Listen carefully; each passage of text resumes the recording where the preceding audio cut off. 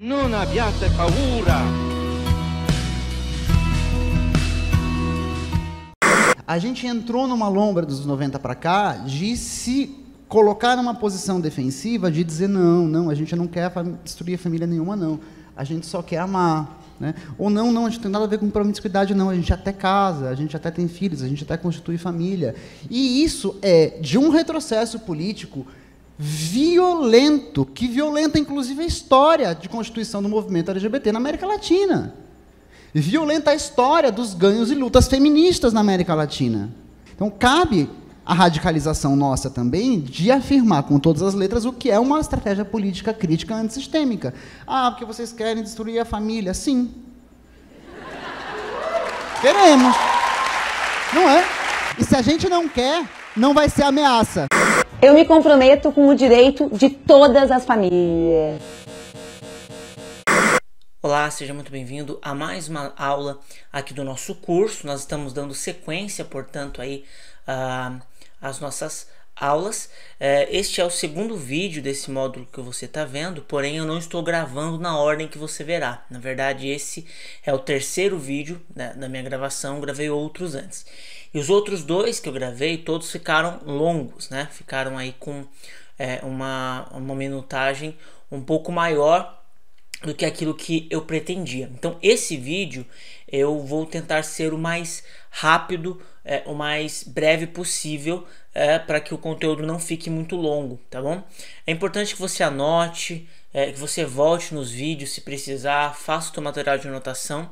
Além disso, é importante também que você deixe, né, o seu joinha, que você comente aqui embaixo, que você deixe as suas dúvidas e que principalmente você compartilhe esse vídeo com outras pessoas, tá bom? Bom, o objetivo dessa aula é entender como a instituição família ela é interpretada dentro do marxismo, tá bom? E aqui nós vamos entender o quanto os movimentos sociais, de modo especial o feminismo, começa a fazer sentido para o espírito revolucionário. Na aula 3, que você verá após essa, as coisas farão ainda mais sentido, mas desde já você já começa a entender isso. A irmã Lúcia, né? A irmã Lúcia, vidente de Fátima, ela disse uma vez ali para o seu confessor, e isso veio a público depois, que o enfrentamento final entre Deus e Satanás será sobre a família e sobre a vida, né? Então a irmã Lúcia disse isso de maneira profética, que o enfrentamento final entre Deus e Satanás seria por meio da família e da vida. E nós precisamos entender que o modelo entre aspas tradicional, né, de família, ele não é uma invenção humana. Pelo contrário, essa foi a primeira instituição definida por Deus na história, como a gente pode ver lá no livro do Gênesis.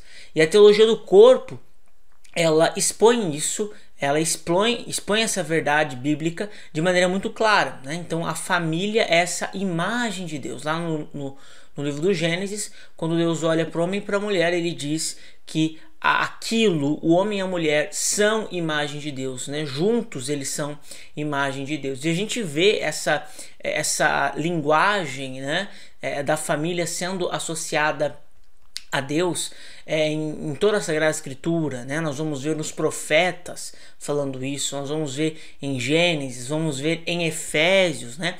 De ali Paulo comparando a entrega de Cristo à igreja com a entrega que o marido tem que ter para com a sua esposa. Vamos ver no livro do Apocalipse falando das núpcias do Cordeiro, né? Então nós podemos concluir que odiar e atentar contra a família sonhada, criada e instituída por Deus é comprar briga com o próprio Deus. Então veja que odiar e atentar contra a família sonhada por Deus é comprar briga com o próprio Deus. E o marxismo e o feminismo, eles compraram essa briga, né? Eles compraram essa briga e é isso que nós veremos nesta aula, tá bom?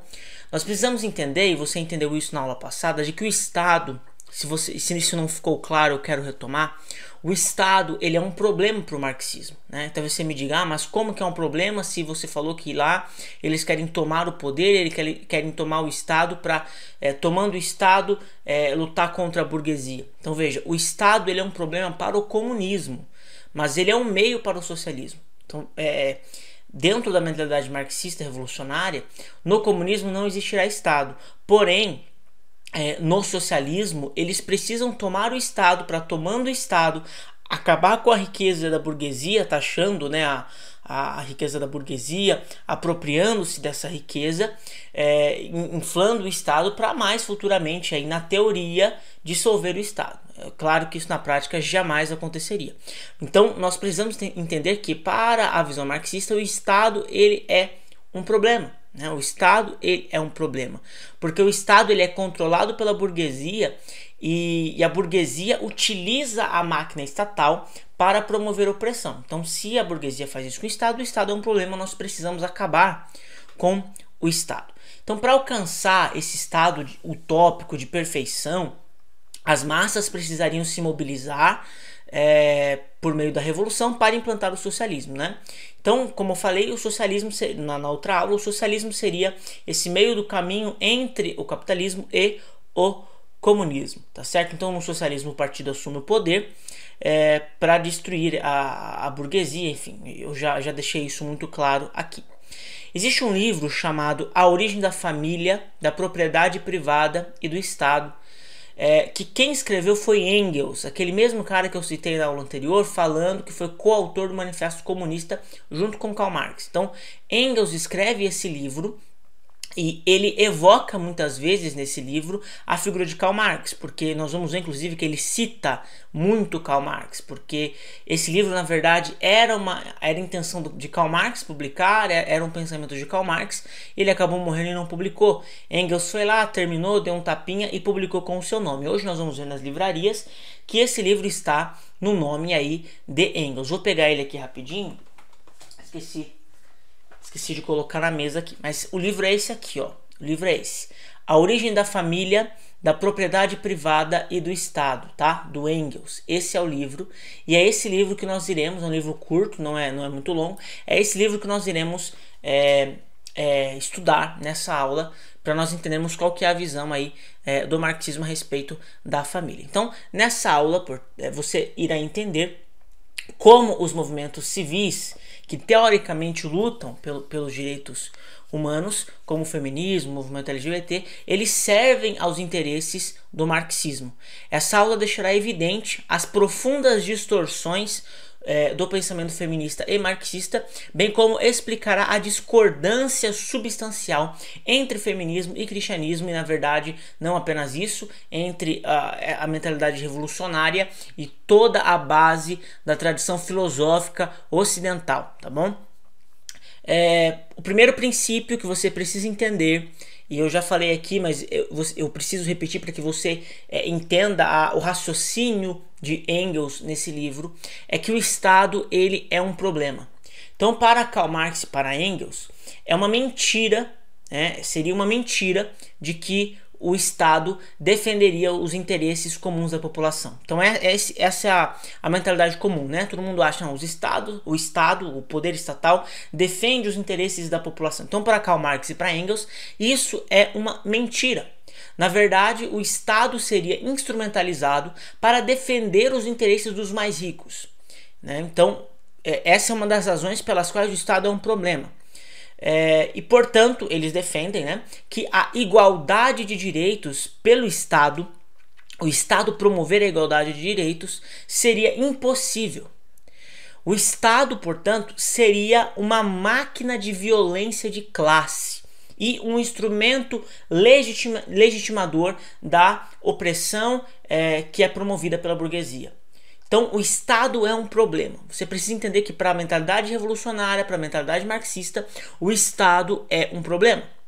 Esse é o primeiro princípio. O segundo princípio, que é defendido por Karl Marx e por Engels, é que o Estado e todos os problemas que o Estado traz, inclusive a legitimação da opressão burguesa, o Estado e todos os seus problemas surgem da dissolução da família primitiva.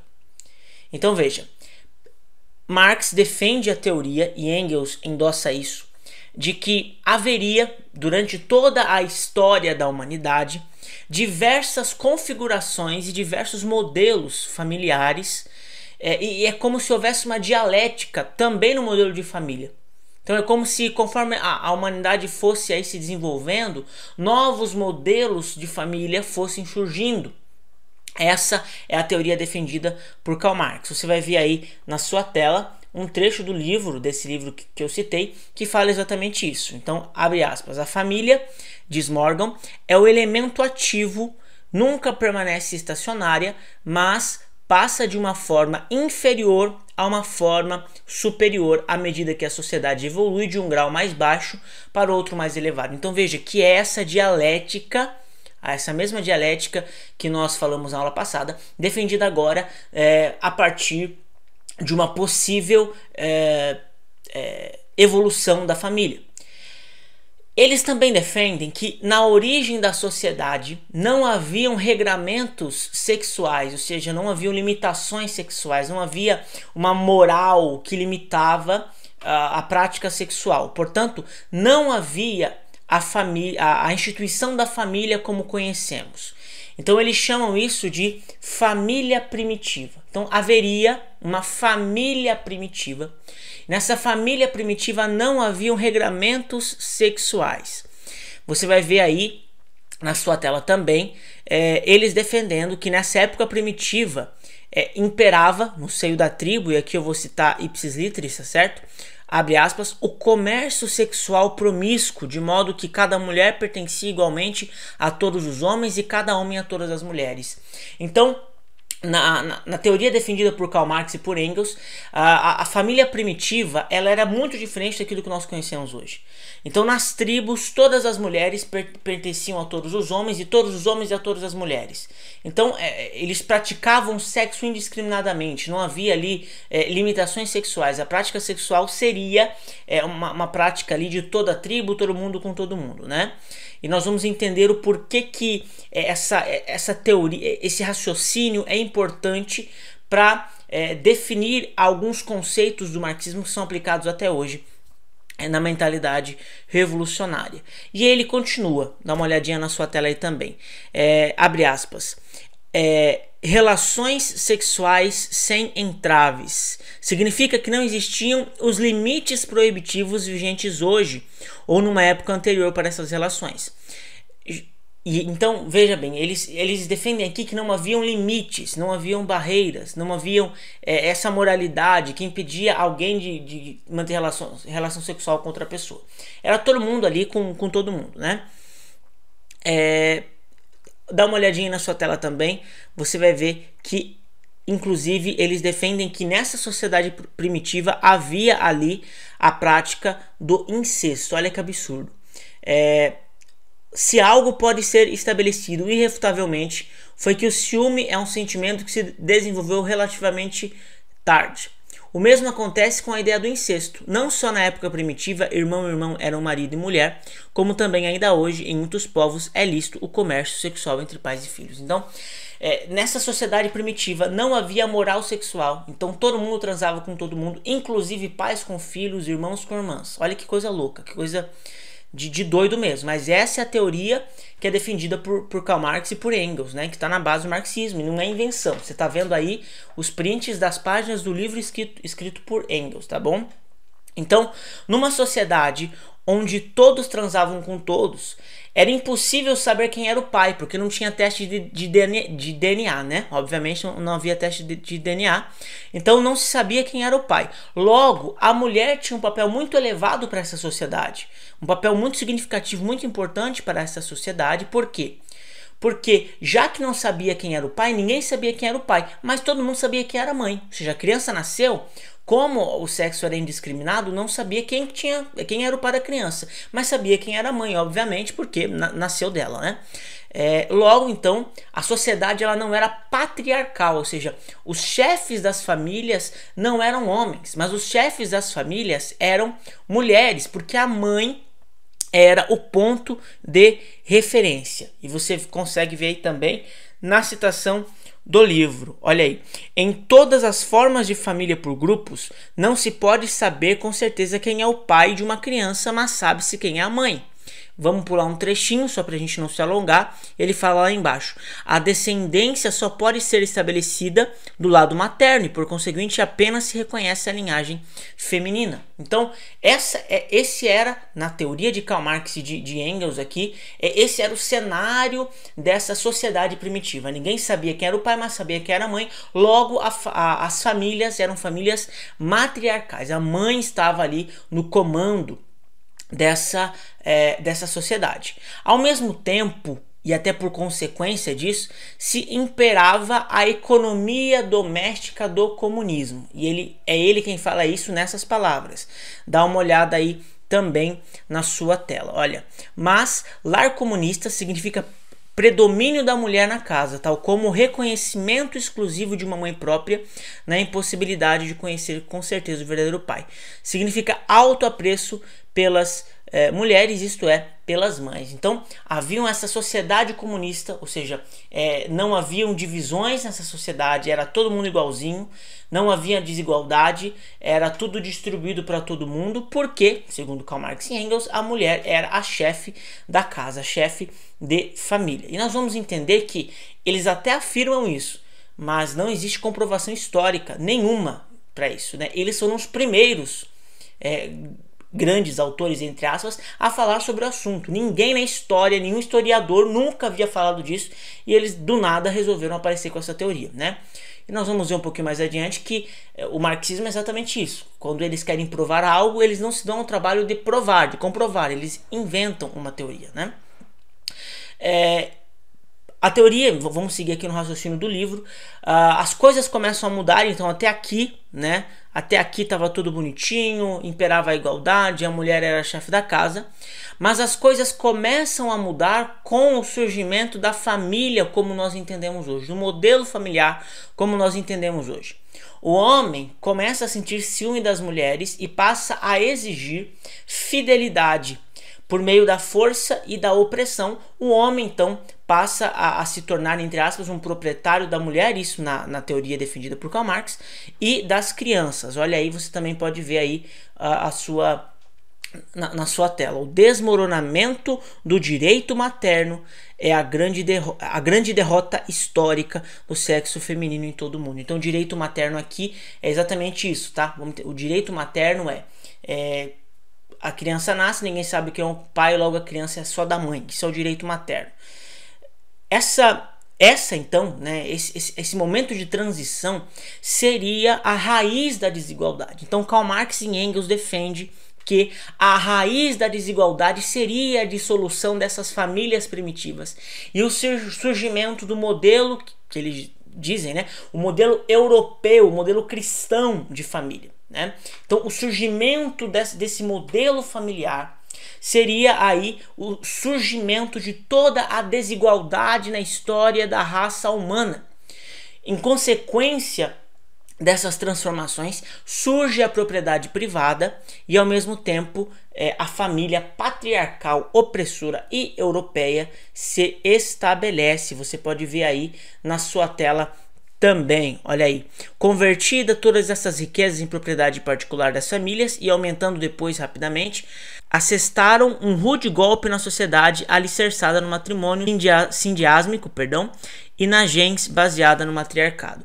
E aí ele continua um pouco mais adiante. Quanto mais as antigas relações sexuais perdiam seu caráter inocente, primitivo e selvagem, por força do desenvolvimento das condições econômicas e, paralelamente, por força da decomposição do antigo comunismo e da densidade cada vez maior da população, tanto mais envelhecedoras e opressivas devem ter parecido essas relações para as mulheres, tá certo? Então essa é a teoria defendida aí por Karl Marx. Então o terceiro princípio que nós precisamos entender aqui, defendido por Karl Marx e por Engels, é que as opressões sociais estão em germe presente no modelo de família como nós conhecemos. Então Esse é o terceiro princípio defendido aí por Karl Marx e por Engels. As opressões sociais estão em germe presentes na família. A família patriarcal seria a responsável por reproduzir as opressões sociais e criar pessoas prontas para se submeterem ao Estado. Dá uma olhada aí.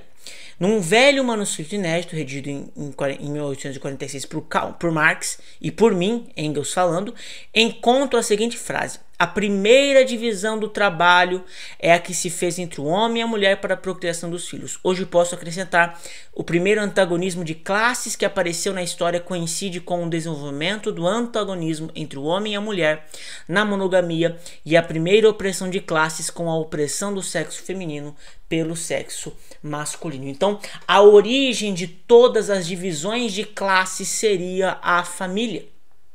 A origem de toda a divisão de classe, de toda a opressão de classe seria a família. E a família também seria um instrumento legitimador da opressão burguesa. Por quê?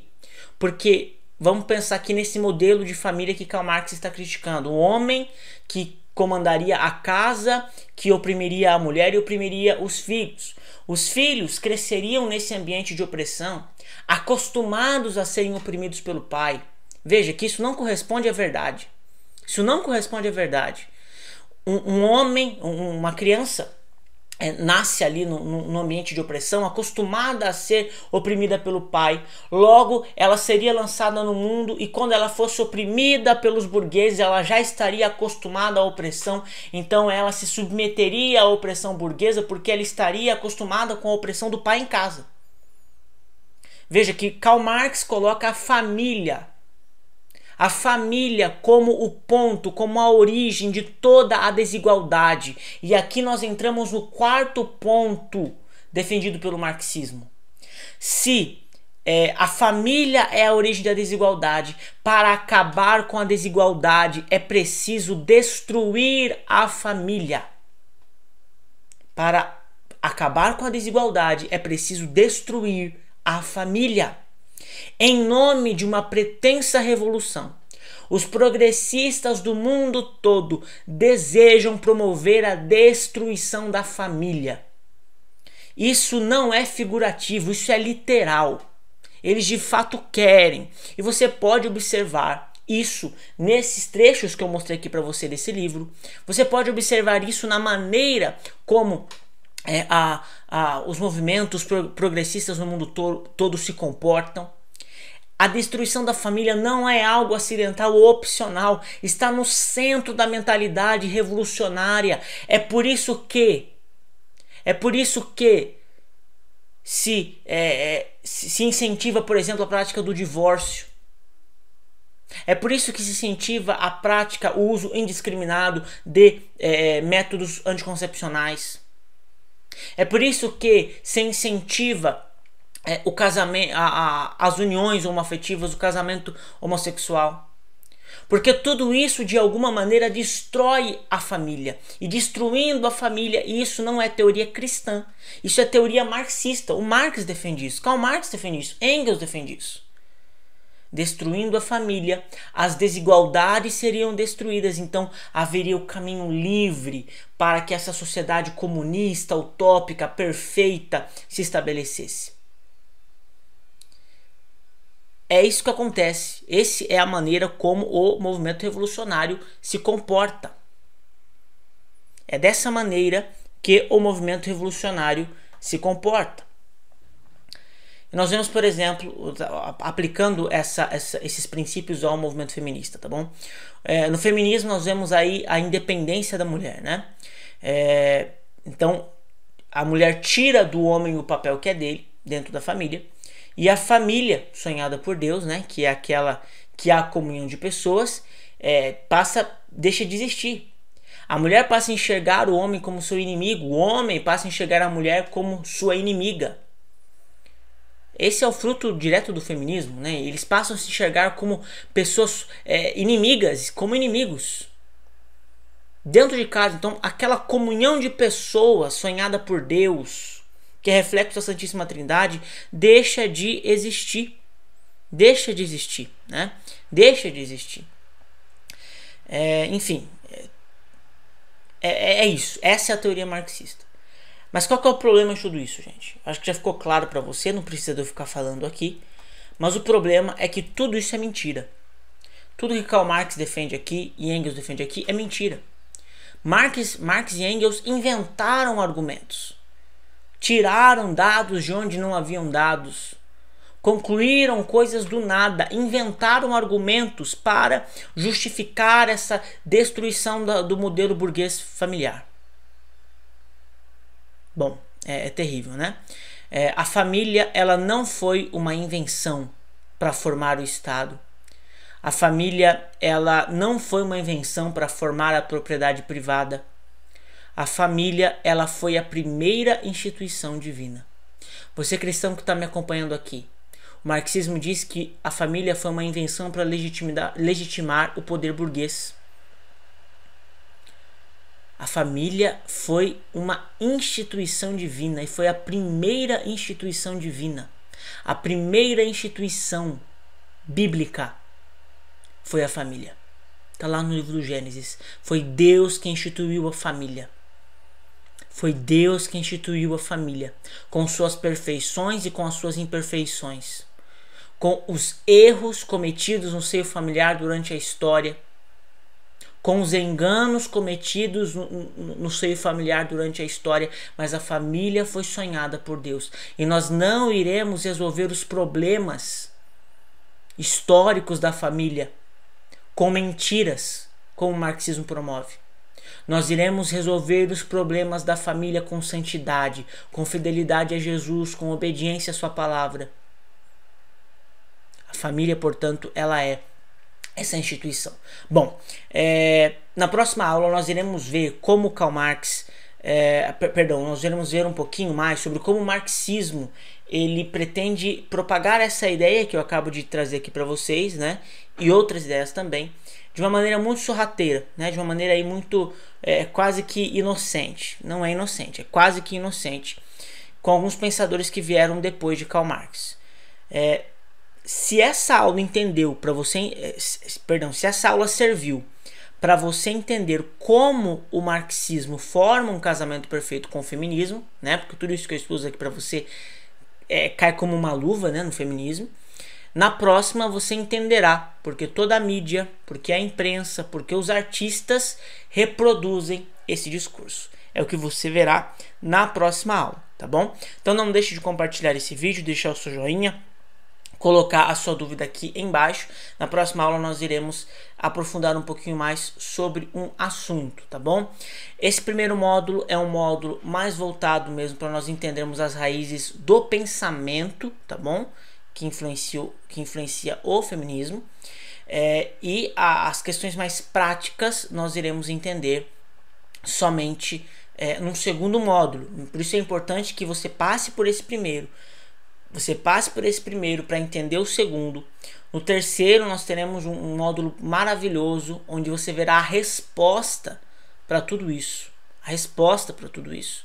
E no quarto também uma continuação, ainda trazendo uma resposta principalmente para você que é mulher. Tá bom? Que eu espero você então na próxima aula e até o próximo vídeo, tá bom? Até mais, Deus abençoe.